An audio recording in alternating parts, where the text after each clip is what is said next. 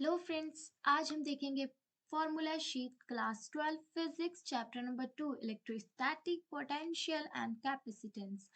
तो इसका first formula हमारा आता है इलेक्ट्रिक पोटेंशियल का, V is equal to work done upon charge.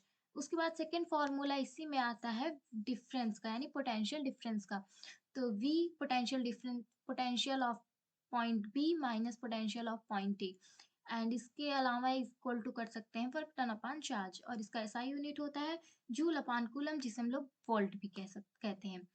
Eight a distance R due to a point charge Q is, या फिर इसको बोलेंगे electric potential due to a point charge. तो यहाँ पे हमारा फॉर्मूला हो जाता है V is equal to 1/4 pi epsilon naught charge upon radius Q upon R. उसके बाद हमारा नेक्स्ट फॉर्मूला है electric potential due to dipole. ये फॉर्मूला इसमें हमारा तीन होता है, एक एक्सियल लाइन पे, इक्वेटोरियल लाइन पे और एक जनरल पोजीशन पे। तो फर्स्ट फॉर्मूला हमारा है एक्सियल लाइन पे, V P equal to P upon 4 pi epsilon naught R square. यहाँ पे पी हमारा डाइपोल मोमेंट है, जिस जो पी का फॉर्मूला होता है P is equal to 2a into Q. And next formula है V P equal to zero. Equatorial पे क्या होता है कि जो वोल्ट मतलब जो पोटेंशियल होता है माइनस क्यू का, उसको प्लस करेंगे प्लस क्यू में, तो हमारा वो जो है एक दूसरे से एलिमिनेट हो जाता है, तो हमारा जीरो आ जाता है आंसर में। उसके बाद हमारा थर्ड है जनरल पोजिशन पे। इसका फॉर्मूला है 1/4 pi epsilon naught P cos theta upon R square. उसके बाद हमारा नेक्स्ट है पोटेंशियल ग्रेडियंट। तो इसका फॉर्मूला है E is equal to minus D V upon D R, जिसको हम लोग सॉल्व करेंगे तो हमारा आएगा V is equal to minus integrated E D R cos theta. And next है पोटेंशियल एनर्जी। पोटेंशियल एनर्जी का फॉर्मूला है 1/4 pi epsilon naught Q1 Q2 upon R. And external field के लिए जो पोटेंशियल एनर्जी है वो प्लस होती है, जैसे कि 1/4 pi epsilon naught Q1 Q2 upon R plus Q1 V1 plus Q2 V2। And next हमारा टॉपिक आ जाता है कैपेसिटेंस। कैपेसिटेंस का फॉर्मूला आता है Q upon V। And isolated spherical capacitor का जो फॉर्मूला होता है वो 4 पाई एप्सिलॉन नॉट आर होता है, और किसी मीडियम के लिए ले ले तो हमारा हो जाता है 4 पाई एप्सिलॉन नॉट आर हो जाता है। एप्सिलॉन नॉट की जगह हम लोग एप्सिलॉन नॉट जो है उसकी जगह हम लोग एफ साइन एम लिखेंगे, जहाँ पे जिसकी वैल्यू हो जाएगी एप्सिलॉन नॉट एंड के। देन उसके बाद हम लोग इसको कंपेयर करेंगे तो हमारा जो सी टेस है वो कैपेसिटेंस पुराने वाले यानी आइसोलेटेड स्फेरिकल कैपेसिटेंस के इक्वल आ जाएगा के साथ।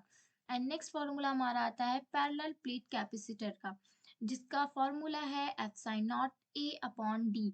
डी जो हमारा वो डिस्टेंस है एंड ए जो हमारा है वो एरिया है, और किसी मीडियम के लिए तो हम के से मल्टीप्लाई कर देंगे। एंड देन उसके बाद है कम्बिनेशन ऑफ कैपेसिटर का फॉर्मूला।